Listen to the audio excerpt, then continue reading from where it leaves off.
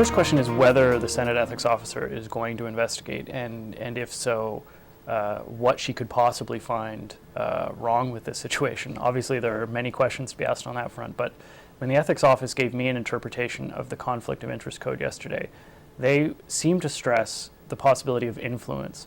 And so if Nigel Wright's gift to Senator Duffy can't be shown to have attempted to influence Senator Duffy, it seems to me that it's possible he may not have contravened the conflict of interest code. So he may actually be fine in that regard. Then the question becomes, what about these expenses that he seemed to claim while campaigning for the Conservatives in the last election? Those are a whole other kind of question. And it's not clear where that goes. Does Elections Canada have to get involved? Does the Senate have to do another investigation? What possibly can be done about those? So there are still all these questions that have to be asked. You know, as the government said yesterday, or as a government source said yesterday, in sort of trying to explain Senator Duffy's situation, there are many questions that don't seem to have answers here. And now Senator Duffy is an independent who has to answer them himself.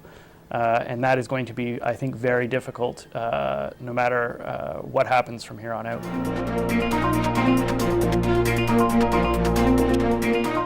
Well, the federal ethics commissioner is looking into him cutting this generous $90,000 check for Senator Duffy.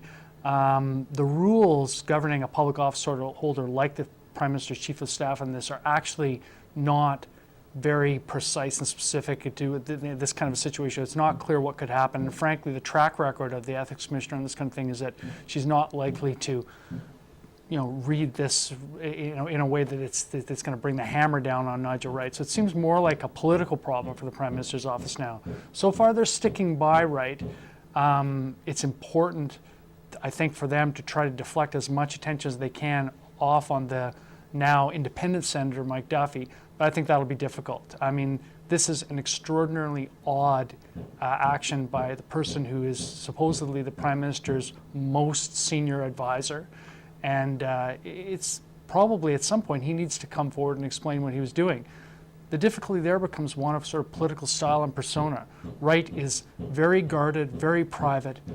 He has had very little public profile since he took on the job in early 2011, and his whole modus operandi would suggest that he'll want to stay quiet. It's a situation that would be better probably if he was the kind of guy who was comfortable stepping out and explaining himself. He just isn't that sort of person. So either we need to say a change in style, a change in tactics, or else the PMO is going to have to hunker down and try to protect him.